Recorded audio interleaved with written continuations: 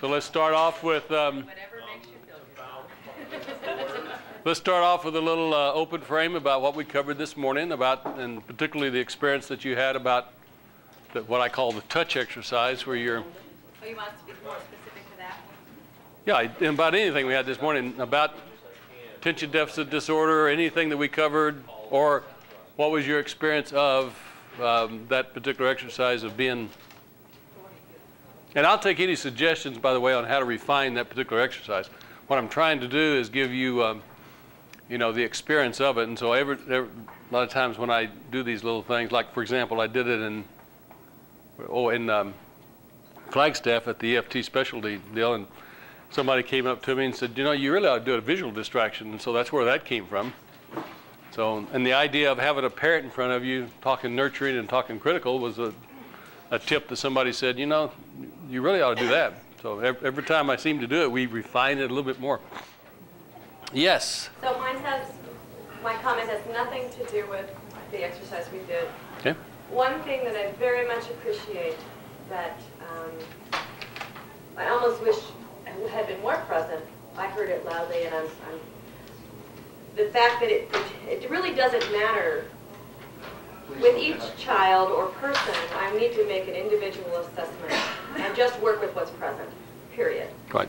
Irregardless of what someone tells me or whatever about them. And just because somebody has lots of pictures, blah, blah, blah, blah, blah, I don't want to be saying, well, then obviously you're ADD. It's like, so this is something that your brain does, and other people's brains do other things, and if it's getting in your way, there's things we can do to stop it, and that's it. Right. That's cool, so I appreciate that very much. Right, thank you. Yeah.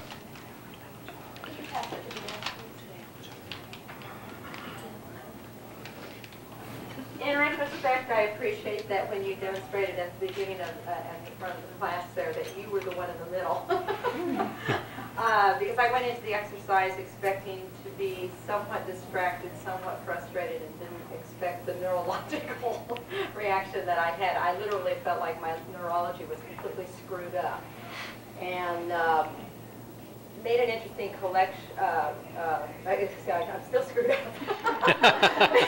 Made an interesting connection later on. I found when I reran the movie of my experience that the more confusing it got, the more I tried to visually focus in order to hear the voices more clearly. And it wasn't happening, and so it was really pretty overwhelming. Later on, I realized that this hasn't never happened when I've been driving, but it's happened when I've been a passenger. If a very loud vehicle goes along on the left side of the vehicle, I quite often will misread signs on the right.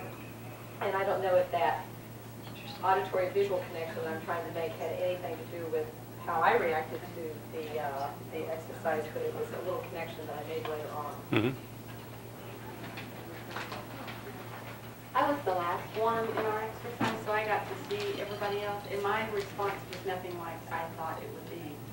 So it was just really weird, and it was. What was your response like? It was kind of numb. Numb? Yeah, and it was just all kind of funny and numb, and then afterwards I was kind of tingly all over for a while. But it wasn't at all what I expected. Mm-hmm. And I think that really listening to that person that you're working with, because it depends on how it hits them. Sure. Know how to hit yourself. Yeah. Okay. Any other experiences about? Yes. Over here.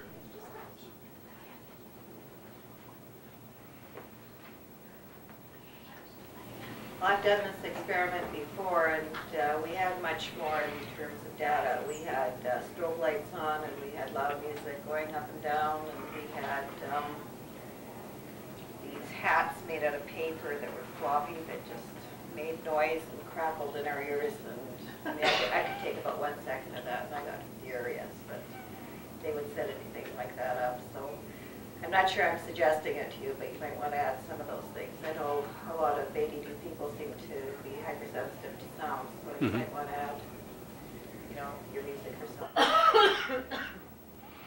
Well, you know, when you stop to think about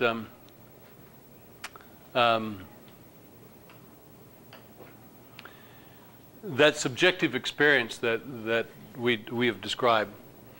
Let's stop for a minute and go, does that explain to you why these people are distracted and they can't focus? I mean, they've got so much going on inside. It's like they can't think, okay, I want that picture and bring it in and focus on it, because they're just overwhelmed. Many of them talk about being overwhelmed.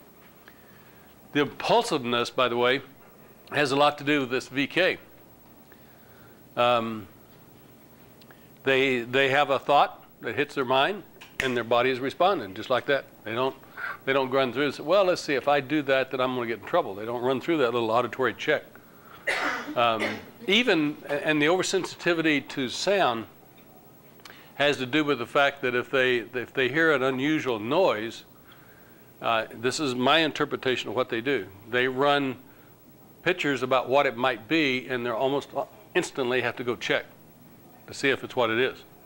I mean, it's like they hear a fire engine go by the school or something like this, and they picture the fire engine, and their body is moving to check it out. The hyperactivity, it's like the pressure pot. The stress and anxiety and stuff like this just is building the fire, building the fire, building the pressure, and then the only way they can relieve that pressure is move their body. They don't have too many other strategies to do that. And so to ask them to sit still, put their hands on the desk, and not do anything is practically an impossibility, because they've got that. And then when they start to get in trouble because they're too fidgety or they're moving around, that just turns the fire up and builds the pressure more and more and more. Except for these people that are passive, that just say, I'm not going to pay attention to what's going on inside of me, and almost like I numb myself out, like Robin did. These people are just really interesting to me. They have comes across as a I don't care sometimes. They come across as very apathetic, very difficulty with language. They can't express themselves, and that's because of all that activity that's going on there. The words do not even come close to describing what their subjective experience is like. And so they give up on it and just don't care, or they do like that 52-year-old that tries to talk as fast as his pictures are occurring. And then, of course, he's just a motor mouth, and everybody gets turned off by him because he talks all the time and talks real fast. The forgetfulness or the lack of memory, again, it goes to the communication gap. They don't process auditory information very well unless you give it to them visually or kinesthetically. And so much of the reason that they're labeled forgetful or that they don't have very good memory is that they just don't know how to process the way normal society and our schools work, and that's in the auditory field. So they just don't fit that system. Procrastination comes about if you think about good decision making. What you do is you collect information, you prioritize it, you organize it, you say, this is what I'm going to do, and you make a decision. They're always collecting information. They don't know when they have all the information that they need. They're oversaturated with information. They don't know how to make the decision, okay, I got all I need. Because everything's flying by so fast, so they don't have a quote-unquote decision point in their decision strategy that says now's the time. So they put it off, they put it off, they put it off, they put it off until, teacher or parent says do it now, or forces them to do it now, or it's test time. So it's not necessarily about procrastination, which is the label that goes on them. It's about the fact they don't have a good, clear way to make a decision and to gather the information. Robin?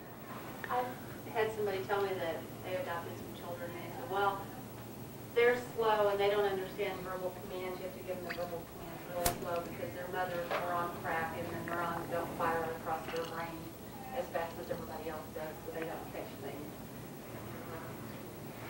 Heard that? Yeah, I've heard that. In fact, somebody was talking to me about some research about synapses not firing or missing each other or something like that. And, is there a neurological reason for ADD? And you'll have some people that have theories about that, but there's certainly not any agreement out there about what causes ADD. Western medicine usually does one of two things when you have a malady, whenever you have an illness or symptom or something like this. They either will inject something in you or give you something, a drug, or they'll cut it out, surgery. What we believe in the NLP health training is more Eastern philosophy. We believe that every physical symptom is a message from your body to you. That if there's a backache, if there's whatever is going on, that it's a message to you with positive intention that you need to do something about whatever the issue is that's causing this. And we believe that there's a very, very strong mind-body connection, and that the way you believe, the way you think, is the way your body's going to react. So if you believe that you can't learn, you won't learn. If you believe you're sickly, you'll get sick. If you believe you're healthy and your immune system can take care of whatever comes your way, whatever germs or bacteria cross your path, then your immune system will do that. Your brain, I mean, a lot of people think about the brain as what we use to think with. Another way to think about the brain is that it's the largest, most extensive pharmacy in the world. Your body has in it every drug, every chemical that you need. Your brain's job is to tend to the body and send messages to the body to send me more adrenaline, send me more insulin, whatever. So if you believe that, a different way to think about ADD, for example, other than it's neurology that's misfiring or something like this, is how can we train the mind and the body to work together to keep those symptoms from happening?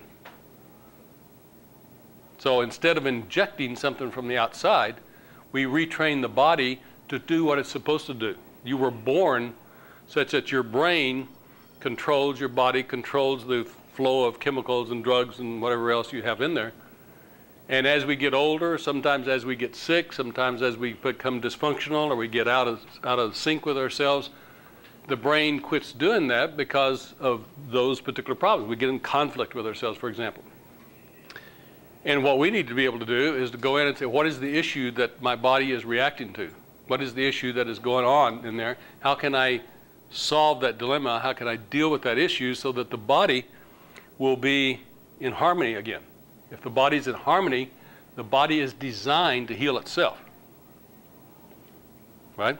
It's only when we get out of sync with ourselves, out of balance, out of harmony, in dis-ease, our body is in dis-ease, that we start to show the symptoms of illness or physical stress or things like that. So my philosophy behind working with attention deficit disorder is that, yeah, it may be genetic. I don't personally believe that. But there's certainly evidence out there that it runs in families, and I don't know if that's environmental or in the neurology or physiology or what it is. The question is, what are the issues that are driving it? If it is genetic, let's put it this way, then I can't do anything about it. If it is a mind-body connection, then I can.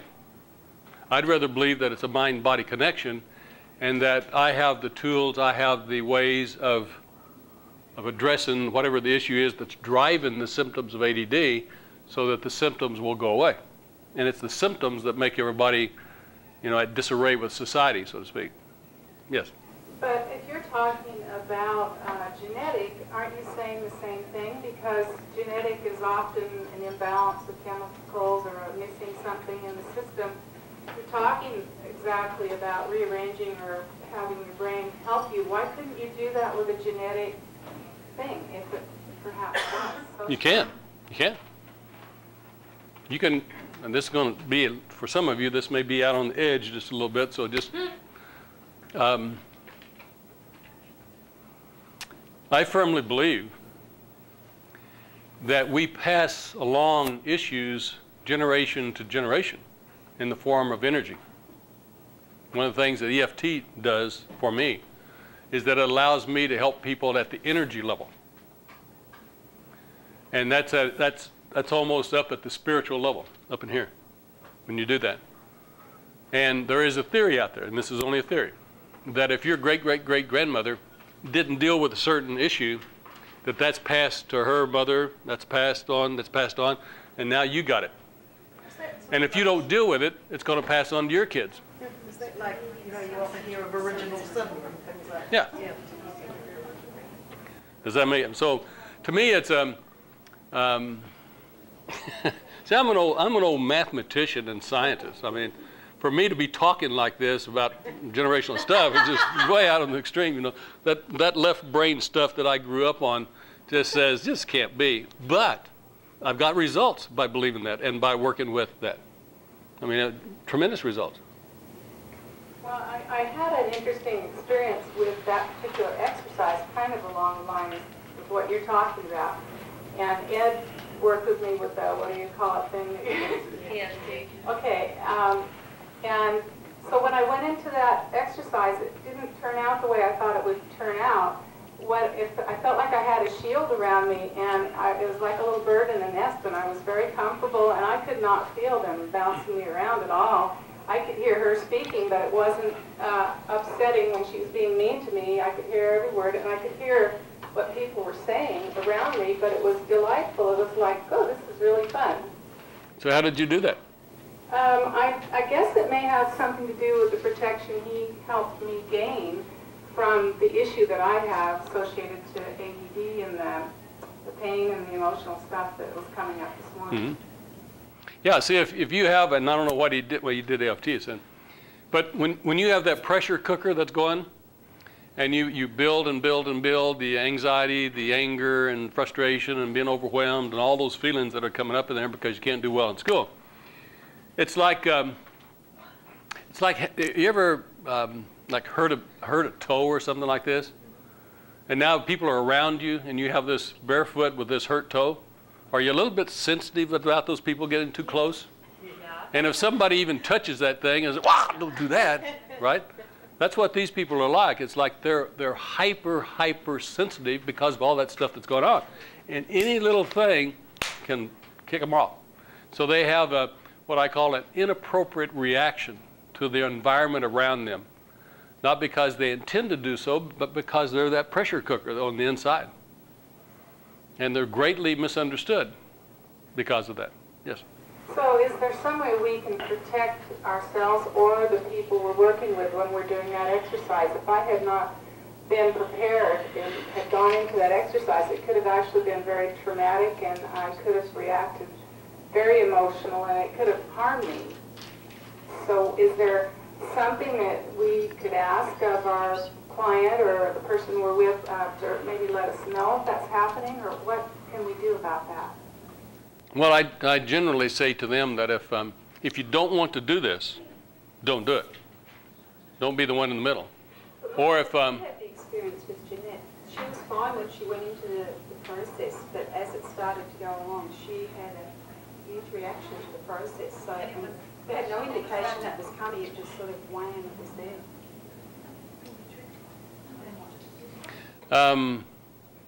if your question is, can we predict that? No, I don't think you can. Let us know to stop.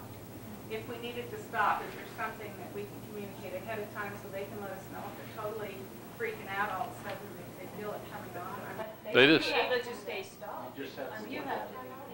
Well, that's what I mean. They'd be able to stay stopped. We would Yeah. need to know there's, okay. I mean, I've seen people stop it in the middle of it. They just, do about 10 seconds. They go, that's all, leave me alone. I wondered what you Sure, and I would say take care of yourself, I guess, if I'd give any advice on that.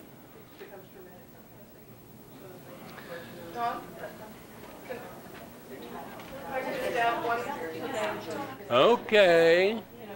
Go ahead. If I could just add one thing on the positive note, and being all NLPers and good at visualization, there's an organization called Heart Math Institute in Boulder. Is it Colorado or California? Anyway, California, I think. They have actually proven that the DNA can be repaired. Yes. They have ways of studying the winding and unwinding of the DNA, and the emotion from the heart, the love that you feel, that energy field is extremely healing for the DNA. And what I've been doing is cutting out, to me, when I want to recall that feeling of absolute total love. I image myself laying on the floor with all the puppies just sort of crawling all over me. that unconditional love of a puppy is just unbelievable. So there's some wonderful photographs from magazines that I cut out, and I see this connection with the little puppies, and I can instantly recapture that feeling of love, and that repairs DNA. Yeah. You know, there's lots of ways to protect ourselves or heal ourselves, and so if you notice that if you're doing that, or when you're leading somebody through that, I mean, one of the things that you can do is just when you start, like those of you that say, well, I'm going to put some parents through this, is warn them that sometimes this can be too much and take care of themselves. I mean, that probably I should have done that with y'all, but you look like people that can take care of yourself. So. Yes?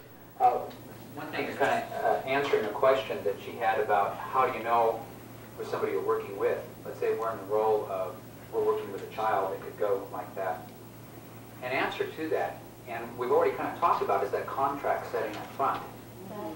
Very much in the way that Perla said, you know, touch me on my arm to let me know you have something you want to do it rather than just simply coming in. And that contract setting up front can do a world of good for maintaining rapport and establishing attention and giving them a way to be able to deal with those situations should they occur.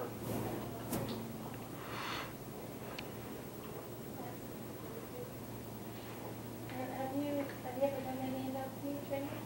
Yes. Yeah, I've learned through my trainers to always have an out anchor. So like a safe space before I start any work with anyone, with my students or whatever, and we always establish a spatial anchor where, okay, this in here, everything's cool, you know, everything's safe, we're fine. If you don't like anything, something's coming up, let's go to the safe spot. Maybe a suggestion.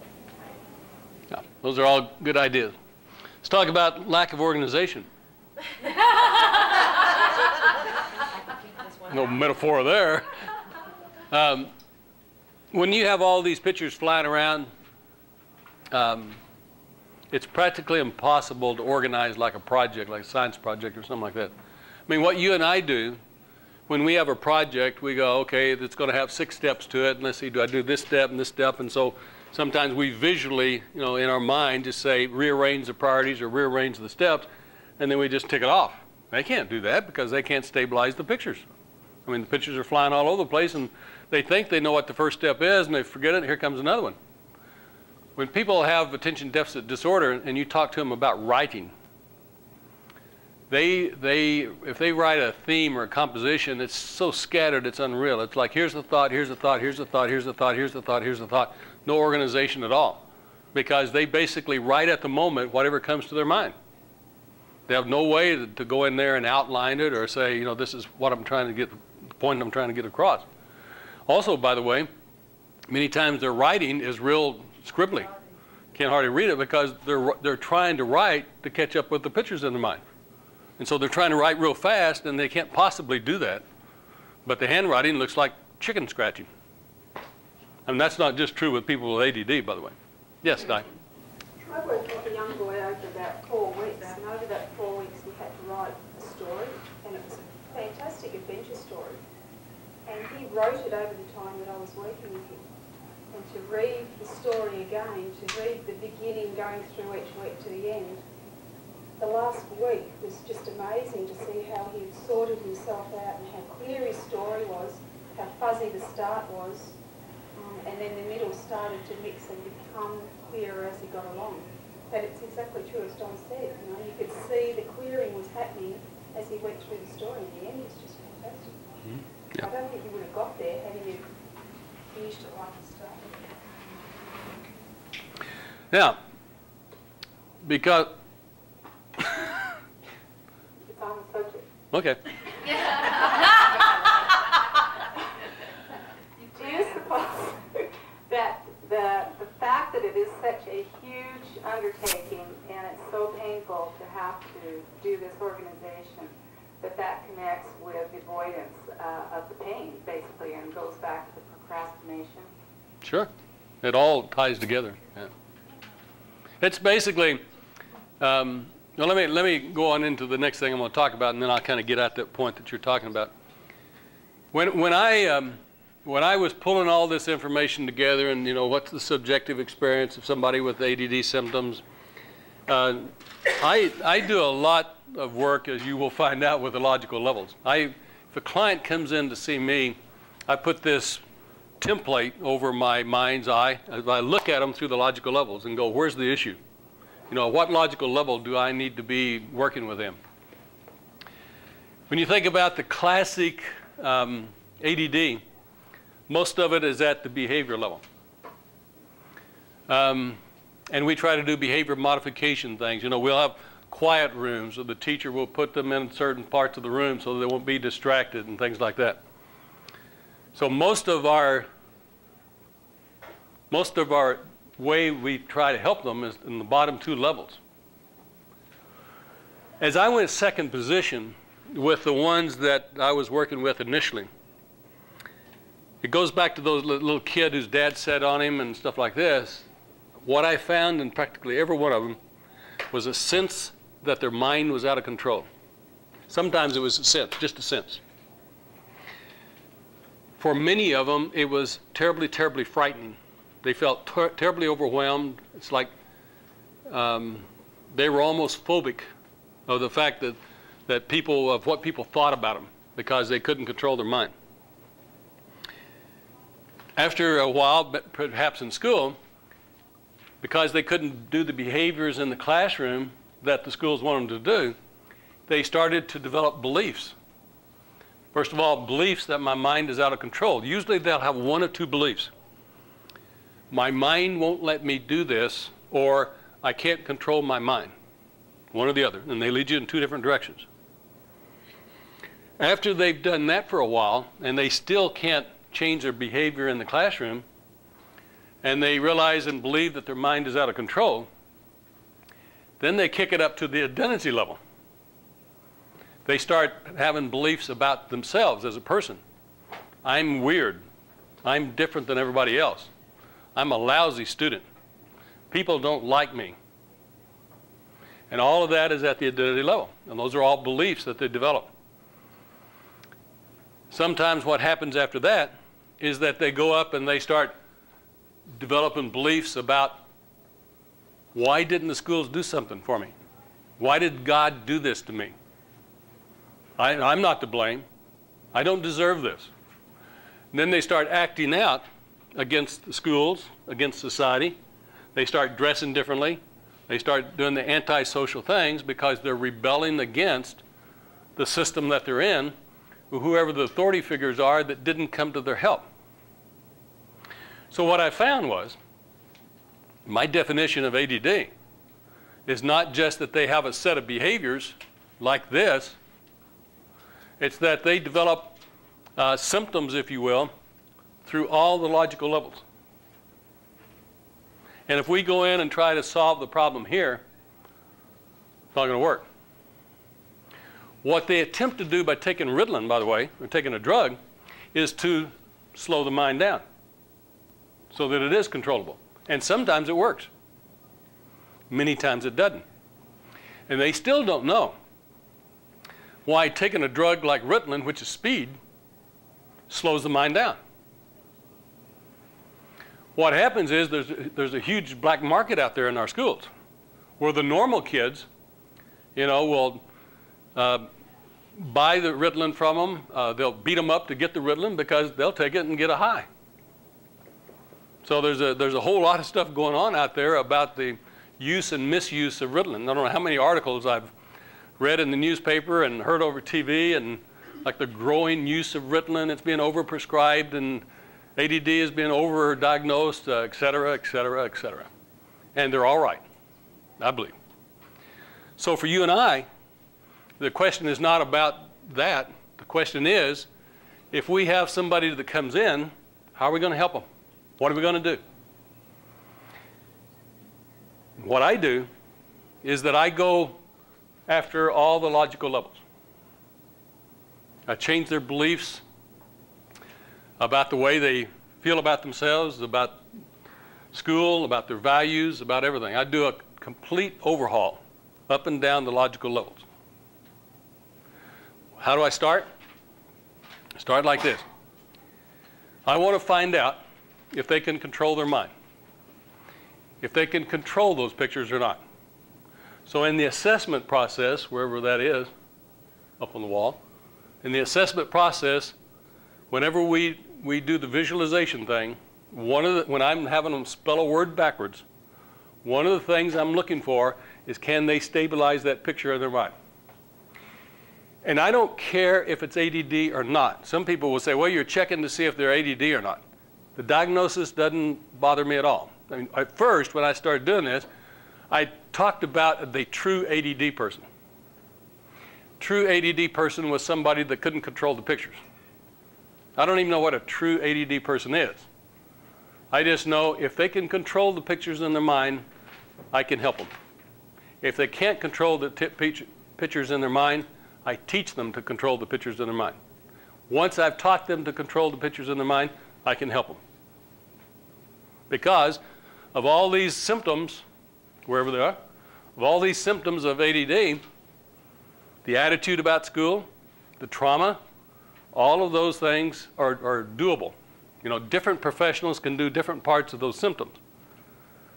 We have ways of dealing with candida. We have ways of dealing with trauma. We have ways of dealing with anxiety and stress. We have ways of changing their beliefs. So the way I go about it first is to find out, can they control the pictures in the mind? How do I do that? I give them some spelling words. If they can spell government, for example, and they can stabilize it, and they can spell it backwards and frontwards, and they don't talk about it fading away or disappearing or something like this, then I would say that they've probably been misdiagnosed. Now, let me give you an example of a counterexample to that. The very first Rediscover the Joy of Learning training that I did in this, I had a woman come in and take it from here in Oklahoma City because she had two sons. One of them was ADHD and one of them was ADD. She brought the ADHD one in for us to work on, for us to practice on. He could control that picture. In fact, he was brilliant. He could take something like Albuquerque, and he's only about 10 or 11, I think, if I remember correctly. He could take that, he could control that picture. She said, this disproves your theory.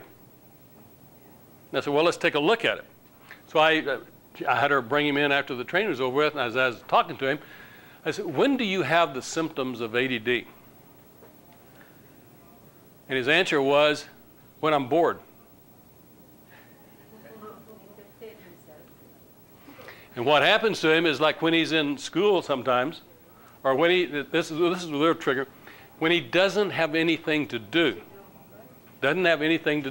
If somebody's giving him some activities like spell this word backwards, he's challenged by it. When he doesn't have anything to do, and he goes to his mom and says, tell me something to do, and she said, you figure it out yourself, all of a sudden the anxiety starts building up in him, and all of a sudden then he wouldn't be able to do it unless we got him challenged to spell the word backwards. But that goes to a belief. What's real interesting about that story is, once I figured that out, and once I worked with him a little bit, I said, you know, it seems to me that when you're bored and you don't have anything to do, we've already proven that you're real creative. I think that should be a signal to you to use the creativity of your mind to figure out something to do so you won't get bored. So what I'm doing is turning it back on itself so that as soon as he starts getting bored, his task is, which is not boring, his task is to go in and figure out something to do. His mother 3 weeks later, was talking to her and she said, well, you know, he doesn't do that anymore. So we went over to this pediatrician and she tested him out and told him he didn't have ADD, and so he doesn't act like he has ADD anymore. And so maybe he doesn't have ADD, the symptoms of ADD anymore, is because he knows how to handle the boredom. He's been challenged that he can use his own mind to solve the boredom. She was struggling with that. She was really wanting to disprove my theory. Now, does that make any sense? So, if somebody can't control their mind, I want to know what's going on inside them that they can't. And this is the way it sounds. You know, if I say somebody to spell government, so they get a picture of the word government, and I say, okay, spell it backwards, and they'll go T-N-E-M, oh man, So what happened? Well, it disappeared. So what happened to it? It just faded away, or it blew away, or it fell over, or it, you know. That's so cool. And what they will say, and what I'm listening for is the belief that they have about that. And so after a while, they might say, well, I can't get my mind to do it. If they say, I can't get my mind to do it, or I can't make my mind do it, think about how they handle academic tasks in school. They don't believe that they can do the stuff that we ask them to do in school. If they say, my mind won't let me do it, that means that they believe their mind runs them. Now they don't have to take responsibility for being bored. Now they don't have to take responsibility for doing the task in school because their mind is driving them. Some of these kids would be sitting in class and just get up and walk out the door. And they say, well, my mind told me to do it. And that's the way they think about it. So it literally takes them in two different directions. Yes? I'm really sorry to interrupt, but I need to know that when we work with these children, it's very important for us to know whether they are on Ritalin when they come to us, because they're going to react differently than the child who is not on Ritalin. So what do we do in a situation like that? Tell them, do we, well, I guess that's for you to help me figure out. So if they're on a drug, if they're on Ritalin, do I let them stay on Ritalin, or? Well, you can't really diagnose or What? assess them properly if they are on Ritalin, because their behavior has been altered. Is that right? So, I mean, they're going to behave differently than if than the child, or if they were not on Ritalin, and we would have to do an assessment on them. You see what I mean? So the trick is, the idea is, how can we train them to use their mind to their advantage? No. Well, my question is, do we tell the parent when you bring your child in, don't give them any Ritalin because we need to do this assessment to know how their mind is working without the Ritalin, or is it okay if we can't tell the parent not to put them on, have them on the Ritalin when they come in, then we have to, then we're not looking at the truth. Okay, so let me go back to my statement. Okay. Our task is to teach them how to use their mind, to control their mind, and to use it in school and wherever. Sometimes I will let them stay on the Ritalin, and I'll work with them on Ritalin, because what I'm teaching them is maybe the learning strategies, and they can do the learning strategies better with under the Ritalin. Usually at some point I will say, okay, I want to see what it's like without the Ritalin. So, you know, next week when you come in, don't take your afternoon dosage or something like this, you know, at school, because I want to see what you're like. And then I work with them without the Ritalin. So I'll do it either way. And usually I do it either way under the umbrella of what's best for me to teach that child how to use their mind. Sometimes I can teach them the learning strategies under Ritalin. The anxiety starts to go away because now they know that they can do what the school is asking them to do. And always, you know, I don't tell the mother or father to take them off Ritalin. I say, when you notice that their behaviors, the ADD behaviors are changing, go back to your physician, tell them of the changes that you've seen. Most physicians will say, well, let's cut it in half, or let's lower the dosage and see what happens. And so, you know, and what they find out, in my experience, what they find out is that they can lower the dosage, and after a while, you know, the child, or they just declare they don't need any. And it's probably because they now have learned how to learn, and or I've worked with some of the trauma and stuff like this, and so the stuff that is fueling the fire, if you will, goes away. And so the symptoms will have to be there. That's my interpretation. Okay, let's do a change with the deal. Why don't we stand up and do a Happy dancing. happy dancing. Move your body. In her map of the world. All right. I'll tell you what I'd like to do right now is give you a demonstration of what I do when I'm doing the assessment of somebody that has trouble controlling the picture. So is there anybody in here that has trouble controlling, like when you're doing a word and you're spelling it backwards, that has trouble doing that? Okay.